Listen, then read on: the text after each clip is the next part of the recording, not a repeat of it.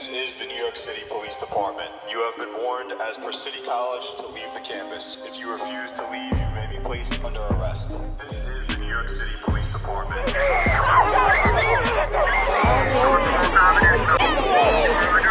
Unprecedented scenes were witnessed at Columbia University as hundreds of New York Police Department officers with riot shields and zip ties entered the campus and arrested nearly 300 protesters who had occupied Hamilton Hall.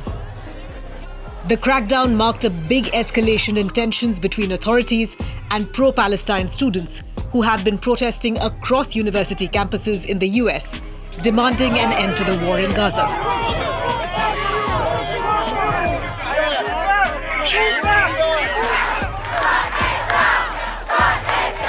But the tumult at Columbia University brought back memories of the most dramatic chapters of the student protest movements of the late 1960s. All Palestinians, free, free, free,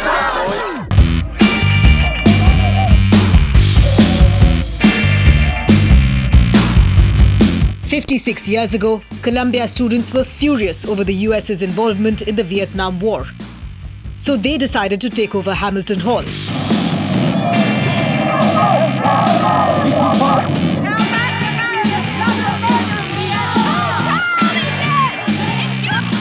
After a week, 1,000 police officers cleared 5 buildings at Columbia. Nearly 700 protesters were arrested. Around 100 of them were injured. It was a brutal, bloody show of strength by the police. In the 1960s and the 70s, campuses across the US were erupting with anger and resistance to the war in Vietnam.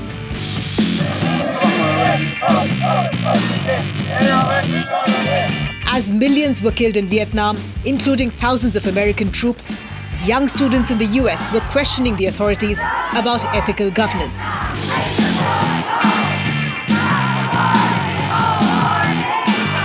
The Students for a Democratic Society were at the heart of the protests. They organized massive demonstrations and sparked a nationwide student strike. There were some iconic moments, like the March on the Pentagon in 1967, where tens of thousands of students gathered to protest against the escalation of the war. The SDS and other groups like the Vietnam Veterans Against the War brought the brutal realities of the conflict into full public view. This eventually helped shift public opinion and influence the US government's withdrawal from Vietnam. This era was a game changer, showing just how much influence students could wield over national policy and public opinion.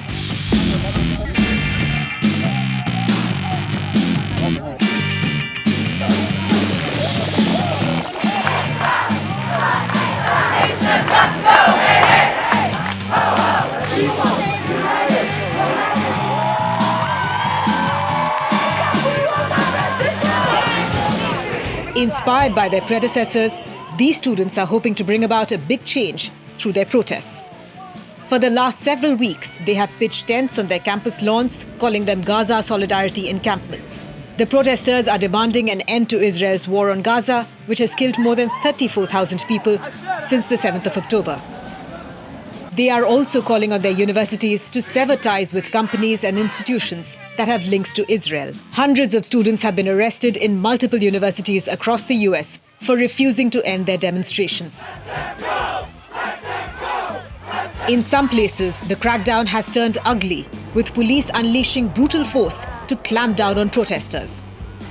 In other instances, pro-Palestine protesters have clashed with pro-Israel or Jewish students who have accused the demonstrations of taking on an anti-Semitic tone. Protests have created a new challenge for President Joe Biden as he resists calls to cut off US support for Israel, even as he seeks re-election. Mr. President, what's your message to the protesters? Do you condemn the anti-Semitic protests on college campuses? I condemn the anti-Semitic protests. That's why I've set up a program to deal with that. I also condemn those who don't understand what's going on with the Palestinians and how they're being moved. Biden joined congressional voices on both sides of the aisle, calling the protests anti-Semitic. With semesters drawing to a close soon, US university officials may be hoping that the protests will die down. But students have said they plan to continue until their demands are met.